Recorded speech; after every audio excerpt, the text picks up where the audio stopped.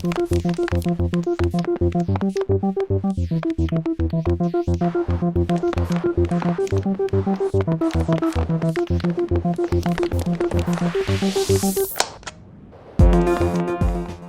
tout d'un coup on parle de fluides, de règles, de sécrétions ou bien de pratiques sexuelles, alors là c'est l'objet de tous les dégoûts. Mais tout ça en fait j'ai dû déconstruire. Et c'est des trucs qui m'appartenaient pas au sens premier du terme.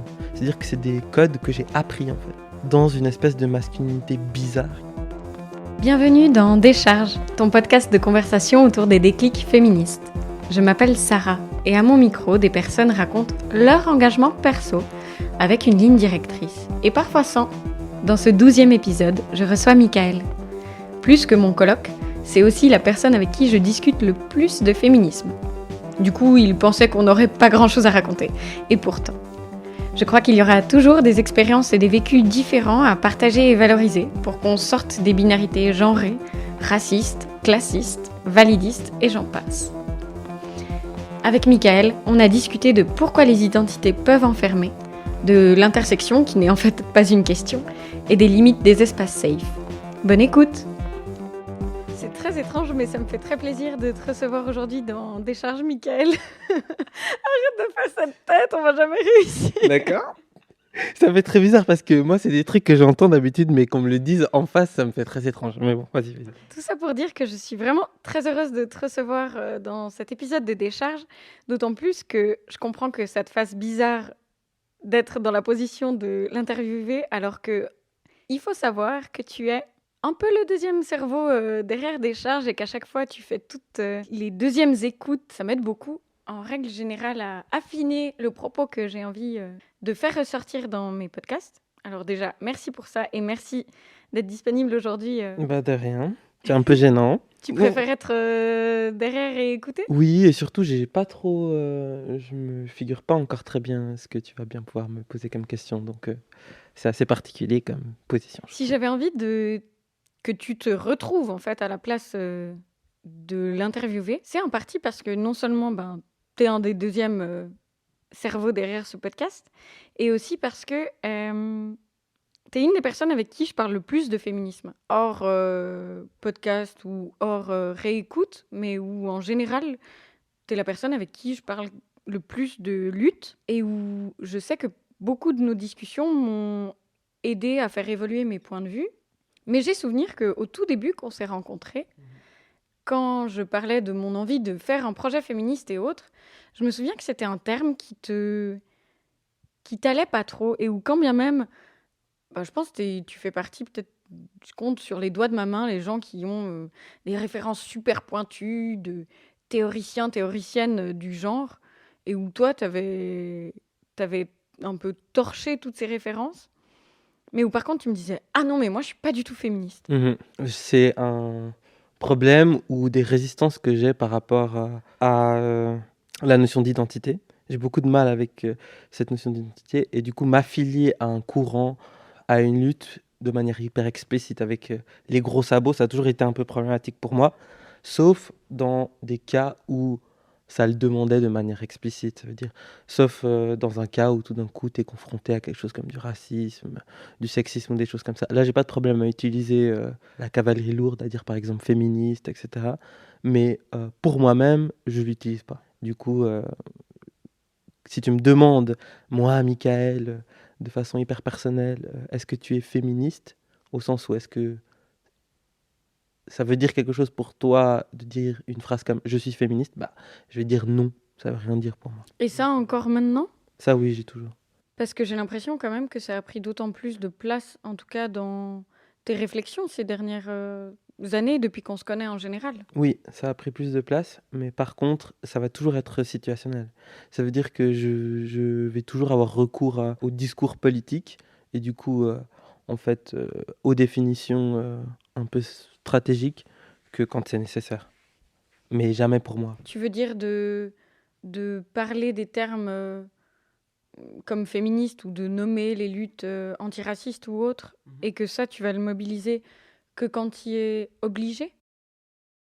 Que quand je constate une violence ou bien parce que j'ai l'impression que c'est nécessaire, étant donné que je partage pas le même bagage, on va dire, culturel ou politique que la personne que j'ai en face de moi.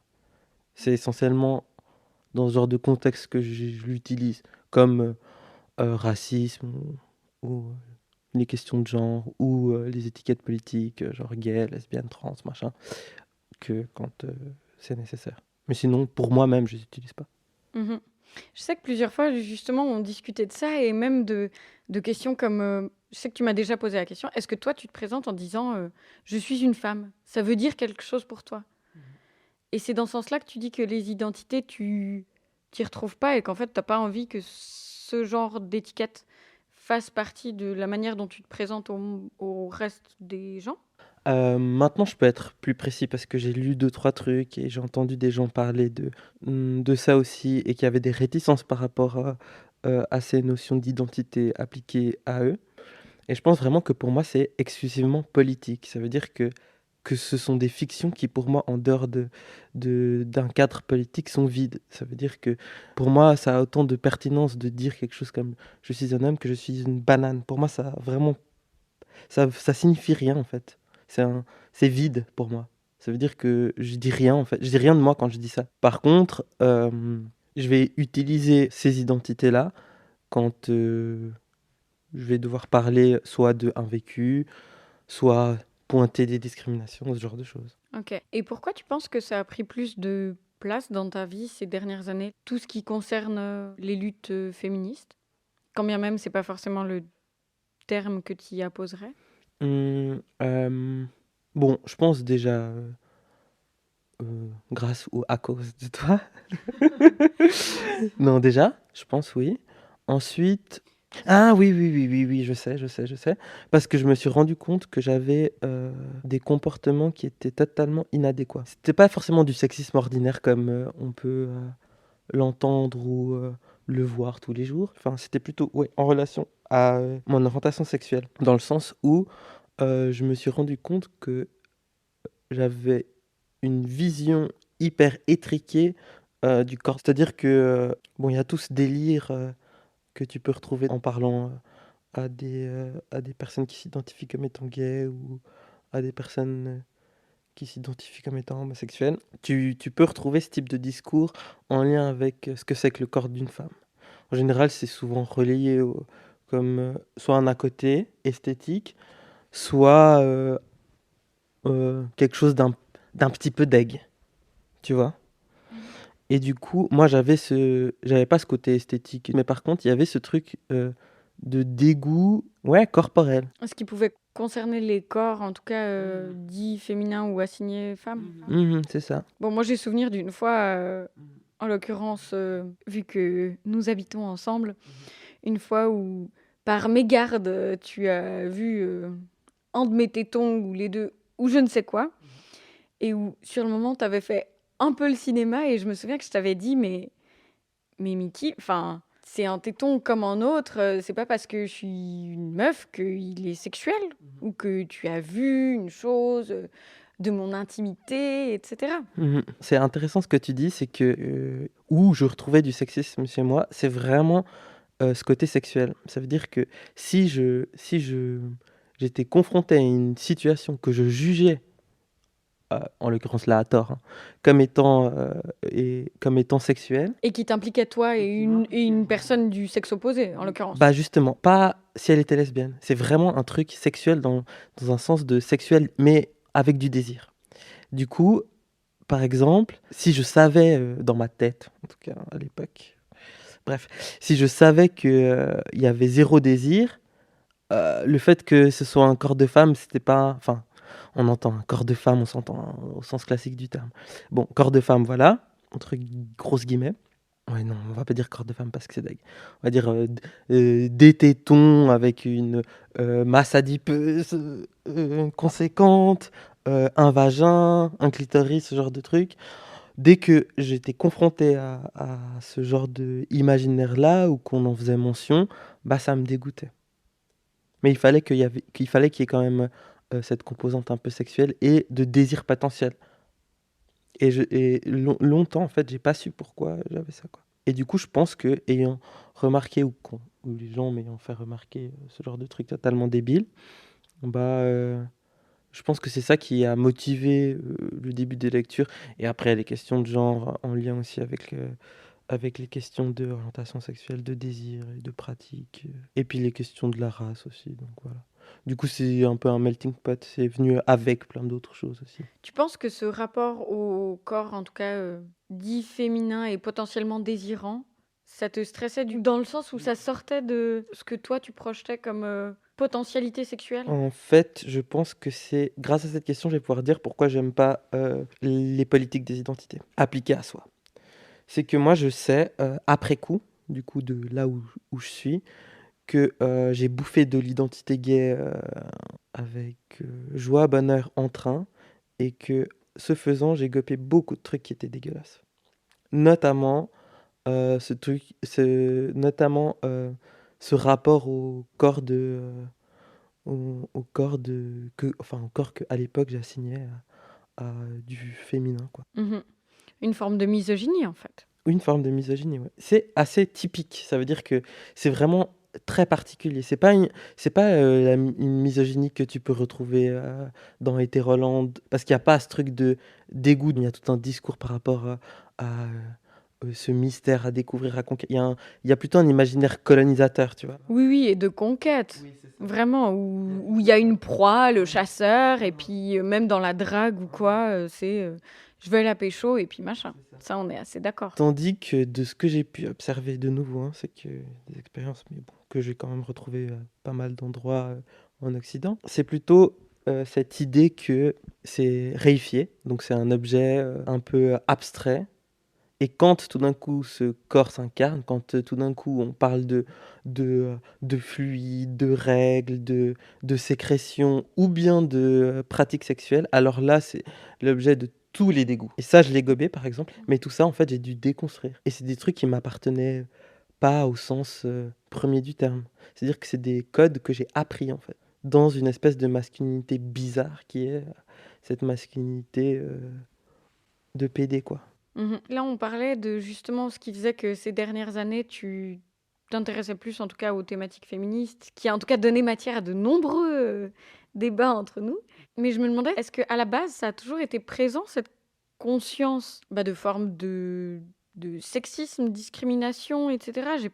J'ai pas l'impression non plus que ce soit spécialement nouveau pour toi de t'intéresser à ces thématiques, tu vois, vu que justement, les premières fois qu'on a discuté, tu t'étais déjà intéressé à beaucoup d'autrices, de théoriciens et autres qui parlaient par exemple des thématiques de genre. Bon, déjà, je lis beaucoup, donc et je lis, de manière un peu compulsive tout ce qui me passe sous la main. Ça peut être du développement personnel, ça peut être, des trucs sur l'astrologie, ça peut être, de la physique, de la chimie, des sciences ou bien de la philo, voilà. Du coup, bon, ça c'est pour le côté un peu théorie et pour le côté pratique, de par mon éducation et du par c'est aussi du fait d'être un peu à l'intersection quelques discriminations. Ça a jamais trop été une question pour moi, le fait de savoir à quel genre, les personnes, s'identifiaient ou appartenaient, quoi. Pourquoi? Parce que, par exemple, bah, moi, j'ai grandi avec, ma mère et mes 2 sœurs et la plupart des rôles de genre classiques étaient totalement inversés. Un truc tout con, mais pour, avoir de l'argent de poche, on devait faire, le repassage et le ménage. Du coup, pour moi, ça a jamais été assigné, à un genre particulier, c'était juste un moyen de gagner des thunes, par exemple, le ménage. J'ai pas vraiment grandi avec mon père puisqu'il est parti quand j'avais 10 ans. De nouveau, c'est ma mère qui ramenait, entre guillemets «l'argent» et puis moi, je me suis construit un peu en opposition avec mon père. Donc tout ce qui était un petit peu, heu, masculinité, trucs comme ça, je trouvais ça deg parce que mon père, c'est un peu, point de vue du genre, c'est un petit peu, bah, tu vois, Barracuda? J'ai pas la rêve. Pour moi, la barracuda, ça me fait penser à Claude François, mais j'ai pas C'est du tout l'age l'impression non, que c'est ça. c'est l'agence Tourisque. Si tu veux, c'est un mec hyper balèze, sportif, qui fait du tennis, hyper viril, il pleure pas, il parle pas. Plus que masculinité, c'était en fait des archétypes de virilité auxquels il appartenait en quelque sorte. Voilà, c'est ça. C'est l'archétype de virilité, c'est ça. Et puis c'était vraiment tout l'opposé de comment j'étais, c'est-à-dire, moi je parlais beaucoup, je pleurais pour rien, plein de choses comme ça qui rentraient en en porte-à-faux total avec ce que pour lui, par exemple, je devais être. Mais est-ce que tu essayais quand même de correspondre? Non, j'ai jamais essayé de correspondre à ça. C'était peine perdue, tu vois. J'étais vraiment très très loin, hein, tu te rends pas compte, j'étais vraiment très très loin de. Donc du coup, c'était peine perdue. Par contre, j'ai appris à développer d'autres armes, pas la force physique parce que voilà, mais par exemple la violence verbale, ce genre de choses, le mépris. Pour pouvoir naviguer sans correspondre à ce que tu identifiais comme étant nécessaire pour être masculin/viril, Pour m'opposer, ouais, à la forme de virilité qu'on essayait de t'imposer. ouais, essentiellement mon père dans mes souvenirs. Pour lutter là contre, c'était plutôt une lutte euh, un peu interpersonnelle. Et ça se manifestait par une réponse d'un autre type de masculinité qui était une masculinité peut-être un peu plus. J'en sais rien en fait. Je sais même pas si c'était lié à des trucs de masculinité. C'était juste qu'en fait, il me fallait d'autres armes. Et du coup, c'était le sarcasme, la violence. Donc voilà, du coup, j'ai vraiment peu fréquenté les mecs, quoi. Et mes sœurs étaient plutôt badass. Donc c'est par exemple elle qui se fait arrêter par la police. C'était elle qui traînait dans la rue quand on était plus jeune. Donc tu vois, je sais pas. Tous les trucs de genre, ils étaient un petit peu renversés, chamboulés. T'as l'impression de pas trop avoir mangé la soupe genrée. Je l'ai jamais vu dans mon quotidien hyper manifeste. Mon père et ma mère se voyaient très peu. Moi, je les voyais très peu ensemble. Je sais quand même que mon père faisait pas grand-chose. Et que pour moi, ça, enfin, ça rajoutait à la détestation, en fait. Je le trouve encore plus nul. Des fois, ce que je trouve curieux quand on parle, justement, c'est qu'on a grandi dans des milieux et de manière tellement opposée, même dans les fonctionnements familiaux. En fait, je crois que c'est plus ça que j'entendais par milieu, dans le sens où j'ai une famille très, très normée pour ce que ça veut dire. Un papa, une maman, qui bossent les deux, mais ma mère un peu moins, en tout cas quand j'étais enfant, avec une répartition des tâches ménagères relativement inégale. Ouais, assez hétéronormé, comme ça. De ce qu'on entend, en tout cas d'une forme d'hétérosexualité où chacun prend des rôles différenciés, etc. Et là où je sais qu'à chaque fois, par exemple, quand on parle de charge mentale et autres, t'es toujours étonné en fait. Ça me fait rire de voir que ça t'étonne, par exemple, d'entendre des histoires de personnes ayant été élevées en tant que mec, pour ce que ça veut dire, et qui ne sont absolument pas autonomes. Et où comme ça s'inscrit pas du tout dans la réalité dans laquelle tu as grandi, j'ai l'impression qu'à chaque fois, tu as cette réalisation que en fait, ça n'a pas fait partie de ton quotidien, mais c'est très présent pour beaucoup. Mhm. Bah, si tu veux, par rapport à ça, nous, on a été tellement seuls avec mes sœurs que en fait, pour moi, ça dépasse en fait les questions même de genre. C'est que moi, j'ai tellement pas vu ça, rôle de genre, chez moi. Cognitivement, je vois très bien, et maintenant, je vois très bien, parfois, au contact de mecs, je vois très bien comment ils se comportent. Mais pour moi, en fait, je l'associe pas directement au fait que ce soit des mecs. Pour moi, en fait, c'est des connards, tu vois. Mais parce qu'ils prennent pas en compte le fait qu'il y a d'autres personnes qu'eux-mêmes. C'est plutôt ça. Et après, grâce à la théorie, en fait, j'ai compris que c'était lié au rôle de genre. Instinctivement, en fait, moi, je les trouve, par exemple, et souvent, je vois des mecs le faire, donc, hein, je les bouscule un peu, mais mon premier mouvement, c'est pas une charge antisexiste, c'est plutôt, mais pourquoi vous êtes des connards, en fait. Pourquoi vous êtes en train de ne pas aider, de ne pas prendre votre part, etc. Et c'est pas juste dans un sens de partage ou de politisation, mais c'est que en fait, il y a du politique derrière même des mini-choses quotidiennes. C'est ça. Mais si tu veux, mon explication à mon énervement ou mon incompréhension instinctive, c'est plutôt le fait que tu considères pas l'autre, en fait. Et après, je sais d'où ça vient, au sens où bah, j'ai lu 2-3 personnes qui parlent de charge mentale, ce genre de choses, et du travail domestique. Mais c'est vrai que je me souviens, pour une petite anecdote rigolote, et du coup, ça n'a rien à voir avec le genre, mais je me souviens que la première fois que j'ai débarqué dans cet appartement, je vivais avec une coloc qui avait, je sais pas, 19 ans. Elle est arrivée ici et qu'elle a mis un Tupperware au four. Tu vois? Après, tu dis que je suis maladroite, franchement. Bah après, c'est une histoire de classe. Mais bon, elle avait jamais fait la cuisine, elle avait jamais nettoyé un quart de chiotte, elle avait jamais nettoyé un sol, enfin, elle avait jamais fait à manger et elle pensait que un Tupperware, bah, ça allait dans le four. Là, c'est une des fois où je me suis rendu compte qu'en fait, j'ai remercié déjà mes parents d'être de si mauvais parents, première chose. Et non mais oui, parce que tu te rends compte, je me disais: «Mais cette meuf, elle a 19 ans et elle sait même pas se faire à manger, Oui, quoi». oui, en fait, ça a rien à voir avec, sa génitalité, son genre, avec ce qu'elle a appris en tant élevée, en tant que petite fille assignée, comme telle. C'était juste par rapport à l'aspect démerde et par rapport à l'aspect, se prendre un peu en charge. Il y a souvent quelque chose de cet ordre-là, c'est que ces mecs-là, ils ont tellement l'habitude qu'on leur fasse tout, que ça leur traverse même pas l'esprit, en fait. Et c'est ça que je trouve scandaleux, c'est que ça leur traverse pas l'esprit. Comme à elle, tu vois, enfin, bah, elle s'est dit: «Bah, voilà, aujourd'hui je dois faire à manger, bon, bah, j'ai un petit truc en plastique, je le mets au four». Bien sûr, et puis comme tu as dit, je pense que ça s'inscrit aussi dans un truc de Bon, classe. elle avait une bonne niche à la maison, alors, voilà, quoi. Mmh. Mais comme tu dis, ça revient aussi aux identités. C'est qu'en fait, ça peut pas être le refuge ou l'explication pour tout, de dire: «Ah bah oui, bah, c'est un mec, il sait pas faire ça» ou «Ah bah oui, c'est une meuf». Parce qu'au fond, qu'est-ce que ça veut dire? Il y a 1001 manières de l'être ou de ne pas l'être. Tu peux tout à fait aussi pas prendre de charge mentale parce que, bah, tu as été élevé dans un milieu où des personnes faisaient toujours tout pour toi. Elle, c'était typiquement ça. C'est pour ça que c'est rigolo parfois. La question du genre, elle a été totalement déplacée au sens où, en fait, c'est la question de la classe qui prédominait puisqu'ils avaient une boniche. Je dis boniche, c'est pas pour péjorer La personne qui s'occupait de leur ménage et autres. ni le travail, c'est pour spécifier que vraiment ils avaient une esclave moderne, quoi. Du coup, ils avaient une boniche. Et cette dame, du coup, bah, racisée évidemment, cette personne-là, elle faisait la cuisine, machin, truc. Puis du coup, bah, c'était pas une question de savoir si oui ou non fallait faire à manger, puisque en fait, les seules fois où les personnes qui habitaient cette maison en fait étaient mobilisées pour faire à manger ou lors de rituels un peu familiaux, genre des repas du dimanche où ça c'était un petit peu institué comme une espèce de rituel, mais pour tout ce qui était de la vie quotidienne, bah, il y avait la boniche qui faisait à manger, quoi.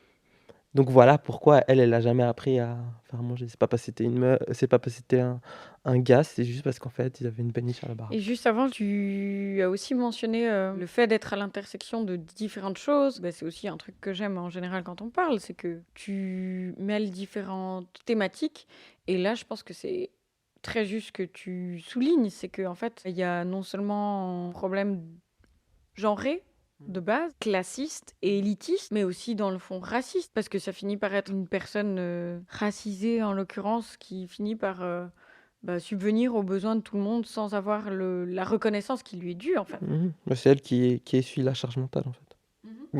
Du coup, voilà, c'est juste déplacé, vraiment. Bon, là, en l'occurrence, c'est une Oui, fille. oui, mais en gros, c'est la bourgeoisie blanche. C'est tout l'intérêt d'essayer en tout cas d'avoir un féminisme intersectionnel. Mais pour moi, c'est juste que plus que ça, c'est que t'es féministe ou t'es raciste en fait. Mais là, ce que tu décrivais avant, peut-être que ces personnes sont très féministes, grand bien leur face, mais si leur féminisme, c'est employer une personne racisée pour se décharger de leur charge mentale, Ouais, pour moi, elles sont pas féministes du tout. on est d'accord. Pas pour un sou. C'est-à-dire que, elles sont pas féministes parce que déjà, elles oppressent, ces personnes, elles oppressent une personne qui est de couleur et en général une femme. Voilà, déjà, t'as loupé un grand coche. En plus, il y a toutes les questions de migration, ce genre de choses qui rentrent encore en ligne de compte. Et en plus, il y a les questions de la thune. Donc, non, non, c'est pas féministe pour dessous, moi, je trouve. Tu reproduis, en fait, tout ce que a essuyé les personnes qui sont, enfin, qui s'identifient comme étant des femmes.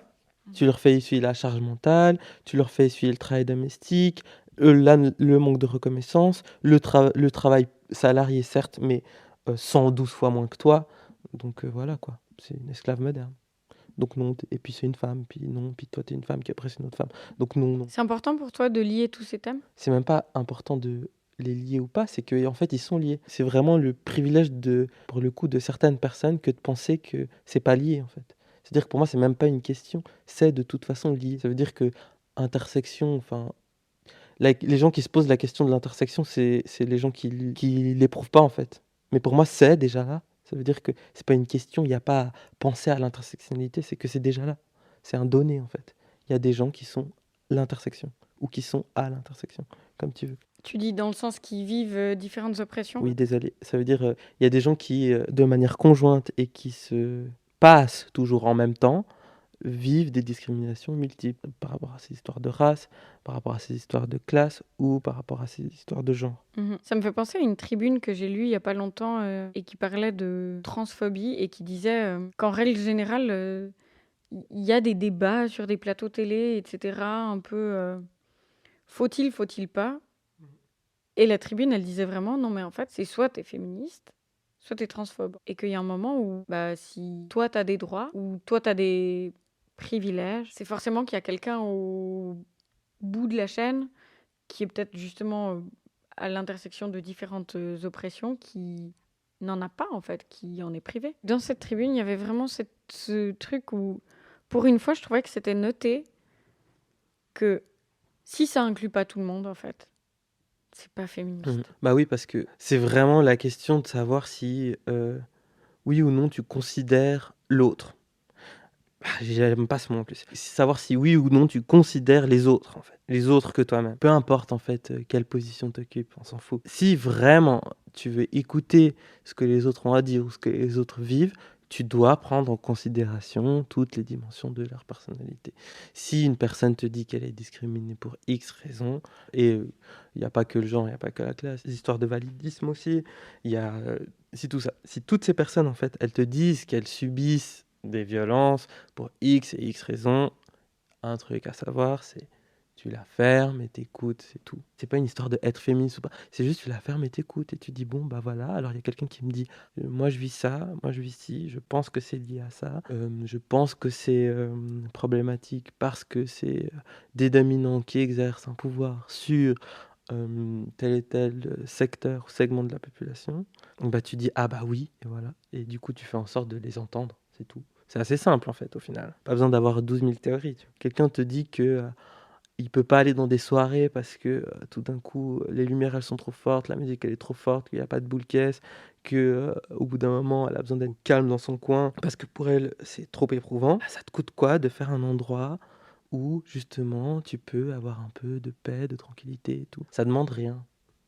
Enfin, un petit peu d'organisation, par exemple, pour les histoires de fêtes, tout ce genre de... Enfin voilà, un truc du quotidien. En fait, ça demande rien. Mais je crois qu'on est assez d'accord là-dessus, sur le fait qu'en fait, l'intention devrait être assez simple, au final, de juste être à l'écoute de ce qu'une personne autre que toi-même peut communiquer pour se remettre en question. Mais là, ça revient aussi à ce que plus communément on appelle avoir des privilèges, et puis où c'est le privilège aussi de faire comme si ça n'existait pas, à moins que ce soit mis sous tes yeux.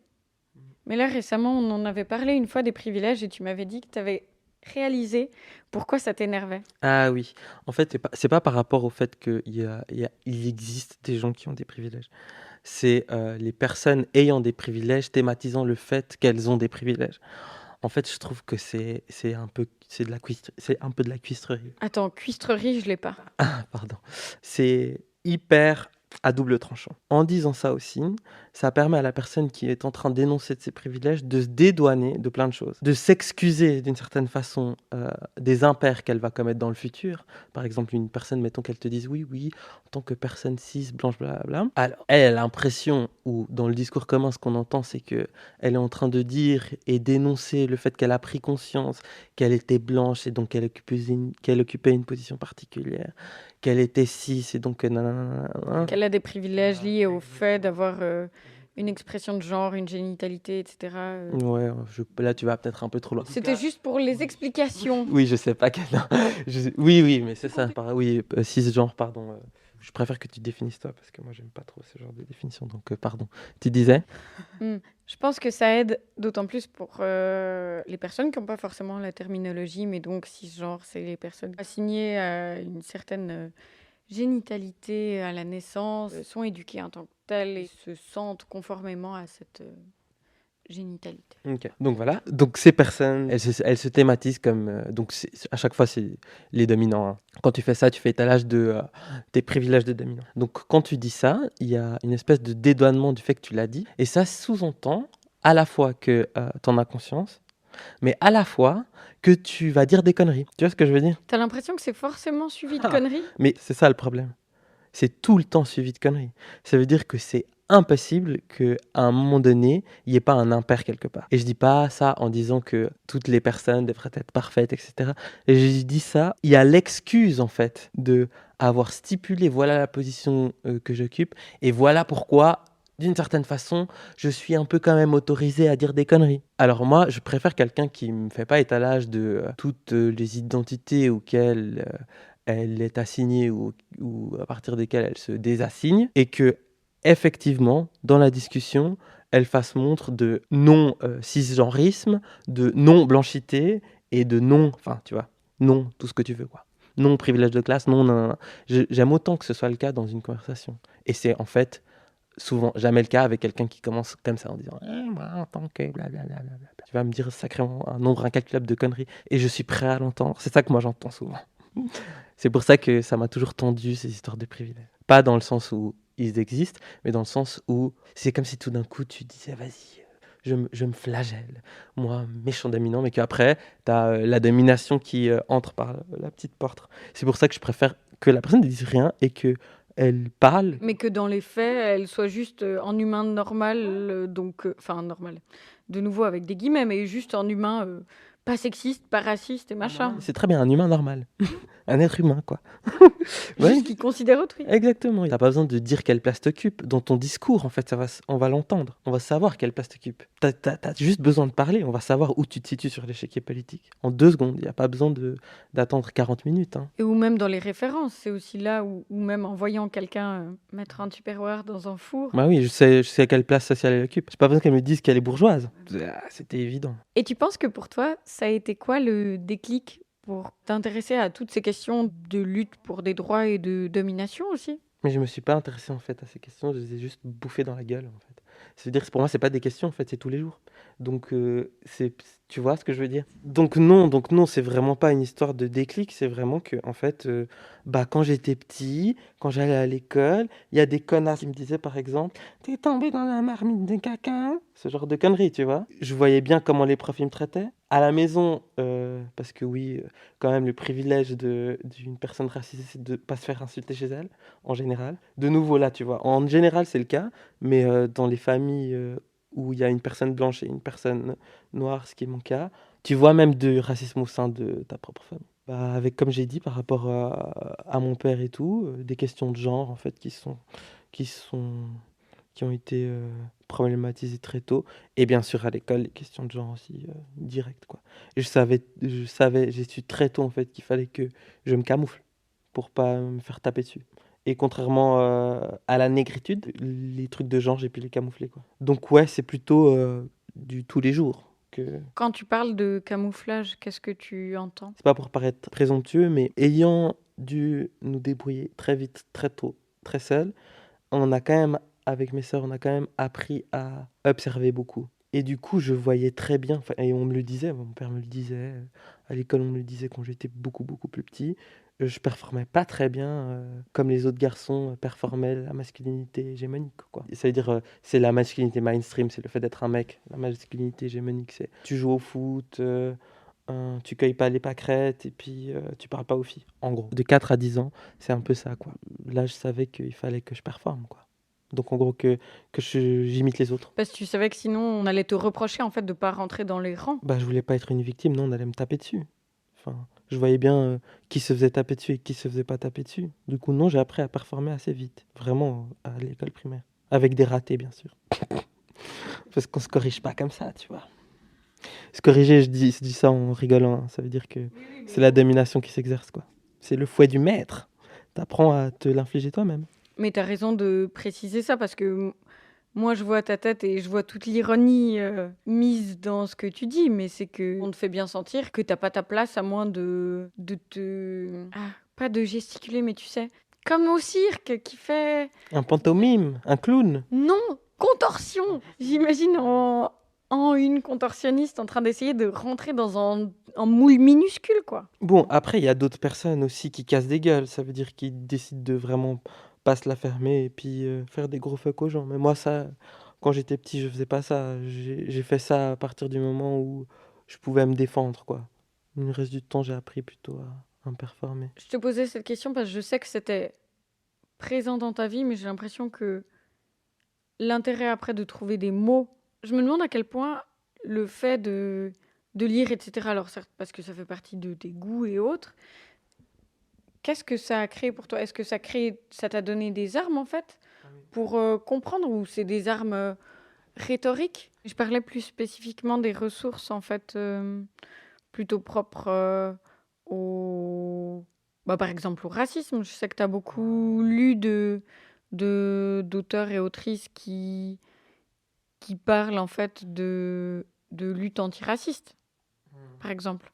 Tu vois, c'est le fait que, certes, les luttes contre les discriminations, etc., ont fait partie de ton quotidien très tôt parce que la société te faisait bien comprendre que tu avais intérêt à être contorsionné sévère pour avoir une place.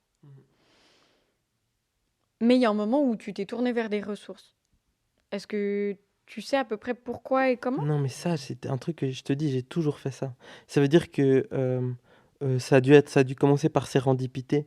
Ça veut dire que j'ai dû lire un bonhomme ou une bonne femme qui faisait référence à tel bonhomme et telle bonne femme. J'ai été lire tel bonhomme et telle bonne femme, puis ça fait qu'au final, après une dizaine d'années, j'en ai lu pas mal, tu vois. Mais c'est par phase. Là, par exemple, j'ai des trucs sur la colonisation, mais il y a 3 mois, je lisais des trucs, je lisais des romans, quoi. Ou bien je lisais Preciado, des trucs sur le genre. Et j'ai eu une manie Preciado pendant 1 ou 2 mois, 3 mois.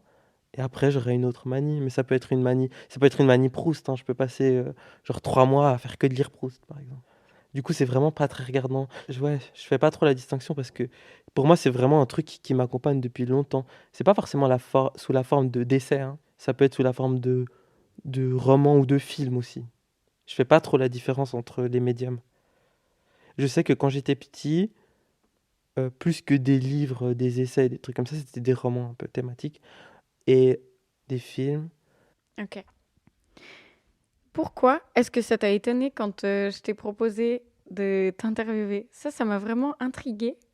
Parce que comme tu es quelqu'un, une des personnes avec qui j'ai le plus de conversations autour de toutes les thématiques que peut inclure le féminisme, en fait, je trouve que tu es tout à fait légitime à en parler, etc. Donc j'étais assez étonnée. C'est que, en général, tu t'interviews des gens qui ont un parcours ou une affiliation militante assez établie, claire et nette, ou qui, dans leur travail, mobilisent des outils en lien avec le féminisme, ce qui n'est pas forcément mon cas. Du coup, à part une conversation standard, je voyais pas la plus-value de... Mais est-ce que t'as pas l'impression que justement c'est même ça qu'on doit abattre comme limite et comme barrière en fait? C'est aussi dans toutes les conversations standards qu'on a, que ce soit autour d'un café, que mes avis ont pu évoluer sur plein de sujets. Mais c'est juste que... Non, non, t'as raison. C'est juste que dans ton petit cosmos là d'interview, c'est vrai que pour l'instant, tous les gens que t'as interviewés, sauf peut-être Cécile...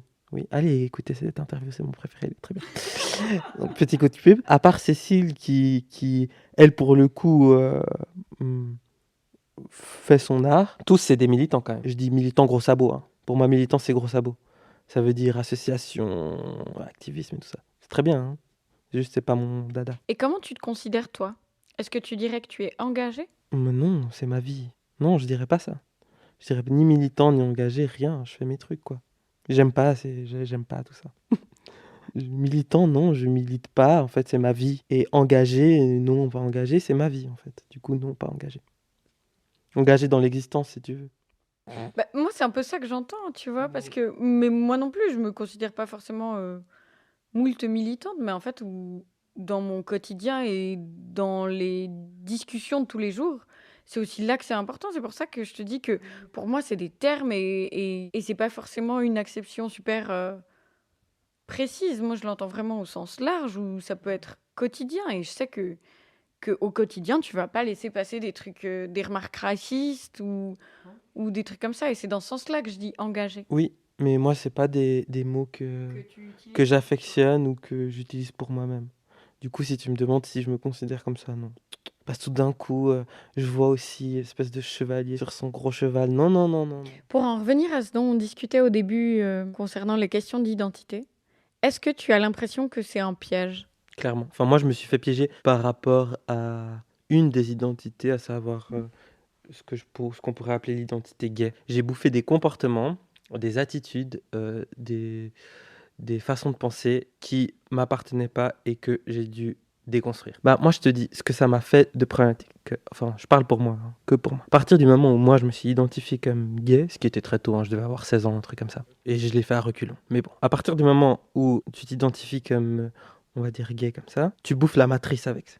Ça veut dire qu'il y a l'histoire de la communauté, il y a la culture gay, il y a tout ça qui vient avec. Et il n'y a pas tout qui est cool là-dedans. Il n'y a pas tout qui est cool. Par rapport au sexisme, comme je te l'ai expliqué, il y a ce truc par rapport aux applications, par rapport aux garçons. Il y a le fait aussi, qui peut être très bien, mais qui peut aussi avoir ses inconvénients, le fait que l'accès au sexe, il est rapide et facile, ce qui est très bien, mais ce qui peut aussi, dépend qui t'es, euh, te conduire à un rapport un petit peu particulier à ton propre corps et à ta propre sexualité, qui serait plutôt un rapport de consommation, ce qui peut être très bien, hein, enfin, ce qui peut être très bien de nouveau, mais moi je sais que ça m'a empêché par exemple de faire attention à ce que je ressentais, typiquement. Parce que je voyais que la plupart de mes amis gays couchaient avec beaucoup de personnes. Et du coup, je me suis dit, ah bah c'est la norme, tu vois, c'est juste une nouvelle norme. Je l'ai fait, après, voilà, c'est très bien comme ça. Mais il y a plein de choses que tu bouffes, en fait, en t'identifiant à ça. Et t'as pas l'impression aussi que parfois, se réétiqueter parmi, de nouveau, on voit plus ce qui nous lie, soit le fait d'être dominé par certains trucs. De nouveau, ça recrée des distances, par exemple, entre gays, lesbiennes, etc. Bon, ben, on sait tous que le milieu gay Mais pas que, hein, c'est pas pour jeter la pierre à ce milieu du tout. Enfin, je peux parler que de ce que je sais, mais c'est pour un peu déconstruire aussi ces idées d'endroits safe. Ah oui, c'est vrai que ça t'énerve d'ailleurs. Oui, je te parle après de ça. Je termine juste par rapport à ces trucs. On sait bien que le milieu gay est un vivant vivier pour de la lesbophobie, quoi. Clairement. Donc c'est des trucs que tu bouffes. C'est des trucs que tu bouffes avec l'identité. Parce qu'elle vient pas toute seule. C'est pas qu'une manière de se désigner soi-même. C'est aussi une fiction politique. S'il y a une culture, il y a des pratiques, il y a tout un ensemble de normes, une espèce de conglomérat savoir-pouvoir. Il y a un savoir gay. Il y a des trucs que tu apprends à faire, par exemple. Tu apprends à utiliser une poire. Une poire à lavement, tu dis. Ouais, une poire à lavement, pardon. Pour se nettoyer le cul avant de se faire pénétrer, si jamais. Ce qui peut être très pratique pour toute autre pratique dans tout type de relation, en fait. Voilà, mais c'est un savoir gay. Et donc, ça doit être un savoir médical à la base. Mais en fait, on s'en fout. Et avec ça, il y a tout plein d'injonctions. Et c'est pour ça que je disais savoir-pouvoir. Parce que par exemple, ça fait partie de la culture gay, c'est-à-dire que on sait que tu peux utiliser une poire de lavement, etc. Mais il y a une injonction à te laver le cul, par exemple, avant d'avoir un rapport sexuel aussi. C'est-à-dire que si tu le fais pas, t'es crade. Donc c'est toujours, il y a toujours des effets de savoir et de domination. Ça, il y a partout. Et quand tu bouffes l'étiquette, qui est pas qu'une étiquette, qui est surtout une fiction politique, bah tu bouffes aussi des pratiques. Et c'est ça que moi j'aime pas trop avec la notion d'identité. Et en plus, moi ça m'a coupé aussi de tout un pan aussi de la sexualité. Parce que tu commences à croire à ça. Tu crois que tu crois que t'es attiré uniquement par des garçons. Tu commences à croire aussi que tu désires que des corps de garçons. Alors que après coup, j'ai eu des relations, j'ai couché avec des filles. En fait, aussi c'est une façon d'orienter son désir qui est particulière. Et je pense que tu peux apprendre à désirer autrement et qu'on devrait tous apprendre à désirer autrement et pas que des êtres humains. Et avant, quand on parlait justement de tout ce qu'il y a d'egg qui peut se reproduire intra-communauté supposée safe, je sais que justement c'est un terme qui t'énerve souvent. Par exemple, plusieurs fois où on parlait d'espaces non mixtes et que j'utilise ce mot de safe et que c'est quelque chose que tu n'aimes pas trop. Est-ce que tu pourrais me l'expliquer, s'il te plaît? Pour moi, ça n'existe pas, en gros. Et je vais donner une anecdote. Comme ça s'incarne d'abord par une histoire vécue récemment, il y a peut-être 1 an. J'ai des problèmes avec le temps. Donc je dirais il y a 1 an, je suis allé à Madrid. C'est moi. Ouais. D'accord, bah voilà, tu vois. Je suis allé à Madrid, donc il y a quelques mois. Je suis allé dans un squat qui est un espace transféministe. C'est une variation politique du féminisme qui est assez intéressante et qui prend en compte les corps trans et les personnes trans, quoi. Ce qui paraît assez logique pour juste quelque chose de féministe. Ouais, mais qui l'est suffisamment pas pour qu'il y ait justement un mouvement politique qui se détache du reste en parlant de lui-même comme étant transféministe, quoi. Ça veut dire ce que ça veut dire aussi. Donc c'est un espace qui est censé être le summum de l'ouverture et de la safitude, où une personne qui essuie plusieurs oppressions, où elle devrait pouvoir se sentir bien et pouvoir un peu naviguer comme elle veut. Il se trouve que du point de vue de mon apparence, je ressemble à un mec cis hétéro. On va dire ça comme ça. Il se trouve que j'ai un corps noir. Et il se trouve, du coup, que dans cet espace-là, on m'a vu comme un agresseur potentiel. Plus parce que j'étais black que à cause de ma gueule. Et c'est pas du tout lié au fait que c'était un espace non mixte, etc. Et du coup, j'étais avec un ami qui, lui, a l'habitude de fréquenter ces espaces-là, qui, lui, ressemble aussi à un mec hétéro, cis, machin. Bon, lui est blanc et voilà. Et du coup, en fait, j'ai essuyé plusieurs regards, des regards qui ne trompent pas, où j'ai senti, en fait, que j'étais pas le bienvenu et que j'étais perçu comme une menace, en fait, comme un agresseur potentiel. Et c'est problématique. Donc voilà, c'est pour ça que souvent, ces espaces-là, qui se pensent safe, qui se construisent safe, en fait, ils sont safe que pour ceux que ça concerne. C'est-à-dire que pour la majorité qui occupe cet espace, mettons que ce soit un espace féministe, bah, je suis désolé, mais Est-ce qu'il va pour autant ne pas être validiste? exactement, en Suisse, en Occident, un truc qui est organisé par exemple par la grève des femmes, ou grève féministe, bah, la femme standard, ça va être la femme cis, blanche, hétéro. Ça va être le standard, quoi. Si tu déroges un peu à la règle, il est possible que tu te fasses rabrouer. Par exemple, si tu es une personne trans, je suis pas sûr que tu rentres, quoi. Et comment on peut s'en sortir avec ça? En faisant des gros fuck, quoi. En disant, mais vous êtes à côté de la plaque, bande de tarés. C'est à côté de la plaque, c'est tout. Il n'y a rien d'autre à dire, en fait. Faut même pas commencer à expliquer. Ça veut dire, t'as rien compris. On peut même pas se parler 2 minutes, en fait. Pardon. Non, je suis un peu violent. Non, je sais pas ce qu'il faut faire. Mais pour moi, c'est abscon pour moi. Donc, je sais pas ce qu'il faut faire. Mais bon, de nouveau, c'est le privilège de certaines personnes, hein, de ceux qui n'ont pas essuyé plusieurs discriminations, en fait. Il faut quand même être assez aveugle. J'ai remarqué ça. En général, les personnes qui, du coup, sont à l'intersection, il n'y a pas besoin de faire ce travail-là. En général, ça concerne vraiment que des personnes qui ont découvert très tard qu'elles ne pouvaient pas aller partout où elles le désiraient ou qu'elles ne pouvaient pas se déplacer dans le monde comme elles le souhaitaient, quoi. Mais comme avant, j'ai senti dans la question que je t'ai posée par rapport au déclic, où en fait, il y en a pas quand c'est ton quotidien. Bah ouais, c'est ça. Pour se dire quelque chose comme je me suis rendu compte qu'il y avait tel et tel truc ou telle et telle injustice, et bah pour moi, faut vivre dans un monde qui est pas le mien, en fait. Tu vois. Et qui correspond pas à la réalité que tu as vécue, c'est clair. Et du coup, ça m'étonne pas que ces personnes, elles disent non, non, non, non, non, on ne veut pas ci, on ne veut pas ça, parce que c'est un espace, je ne sais pas trop quoi, et nanana. Même si parfois c'est totalement légitime, hein. Par exemple, pour les questions liées au genre, pour les espaces féministes pour le coup, bon, bah, à part interdire ces espaces-là à des hommes cis, donc à des hommes cis, ça veut dire à des hommes qui se considèrent comme cis, ça devrait être pour moi la seule restriction. Les autres restrictions, je vois pas le point. Et de nouveau, ça doit être un moment. Et il faut que tous ces mecs-là, ils commencent à bouger leur cul, puis qu'ils participent aussi, qu'ils se mobilisent aussi eux-mêmes autour de ces questions, quoi. C'est clair. Et je suis totalement d'accord avec toi. Et je pense que ça nous concerne littéralement tous.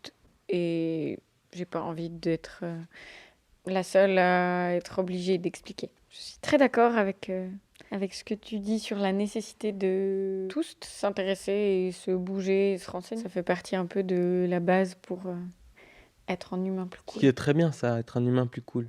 Même si ça peut sonner un peu naïf, mais c'est très bien, en fait. Mais tu vois, souvent, quand je parle de féminisme, j'ai vraiment l'impression que, au regard du monde, en général, c'est très bisounours. De vouloir, en fait, que chacun ait une place. Ou de dire, alors oui, bien sûr qu'il y a des fois où je suis très certainement sexiste, misogyne, raciste. C'est pas des choses que je nie du tout. Mais en attendant, bah, j'ai envie de faire des efforts pour que chacun se sente bien. Et oui, c'est bisounours, mais en vrai, je comprends pas comment ça peut être pas le cas, en fait. Ah oui, sois pas une connasse et sois pas un connard, hein, c'est quand même pas compliqué, quoi. On part un peu de ça. Non, mais je suis assez d'accord, hein.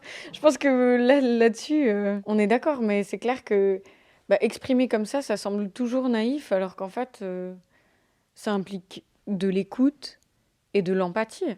Et des espaces pour développer ça aussi. Bon, alors écoute, on arrive à la fin de l'interview.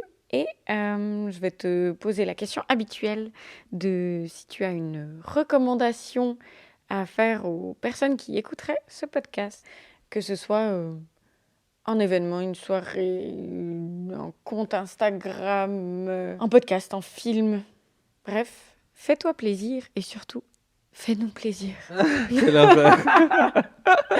Bon, vas-y. Oui, alors, je vais en profiter pour faire une petite recommandation communautaristes, à tous les bonnes lesbiennes et les bons homos, je leur recommande de lire Sam Boursier, Homo Incorporated, pour un peu qui se décrasse les trous de cul. Voilà, c'est nécessaire.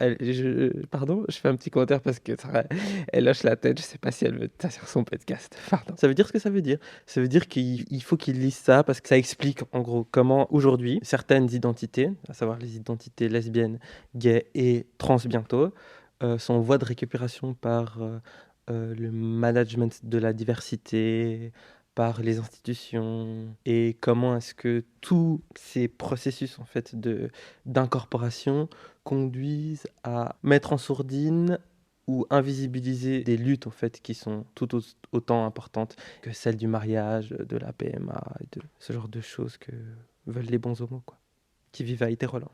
Et sinon, qu'est-ce que je pourrais dire encore? Un truc sur la race? Allez, Angela Davis, un truc qui reste un peu dans la thématique du podcast. Femme, race, genre. Non, femme, race, classe, voilà. Ok. Et moi, en ce moment, je suis en train d'écouter un documentaire sonore d'Océan qui s'appelle La politique des putes, qui est très intéressant. C'est 10 épisodes d'une trentaine de minutes autour des combats des travailleuses du sexe. Ça pose plein de questions par rapport à notre rapport au travail, au stigma, par rapport à notre pruderie, par rapport à la sexualité, par rapport à la perception de la transidentité, etc. C'est très bien réalisé. Et voilà. Oui, c'est hyper intéressant, je les ai écoutés aussi. Tu vois, c'est bien ce que je dis. Au final, on finit par avoir clairement les mêmes références, quand bien même on thématise pas forcément les choses de la même manière. Et en tout cas, malgré le fait qu'on se côtoie quand même déjà suffisamment, je suis très heureuse d'avoir passé ce moment en ta compagnie pour parler de féminisme et de plein d'autres choses. Suffisamment, ça veut dire... Moi, j'aurais dit pas assez, ma chère, pas assez. Mais bon, suffisamment. Sur ce, merci beaucoup, Miki. Merci à toi. C'était très chouette. Vive Décharge, longue vie à Décharge, ouais.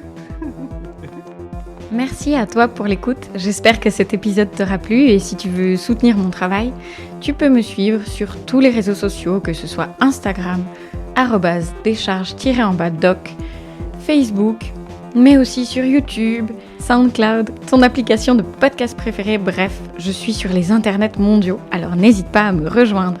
Merci à Décadré pour la collaboration et la diffusion. On se retrouve bientôt avec un nouvel épisode. D'ici là, prends soin de toi, de tes proches et à tout tantôt.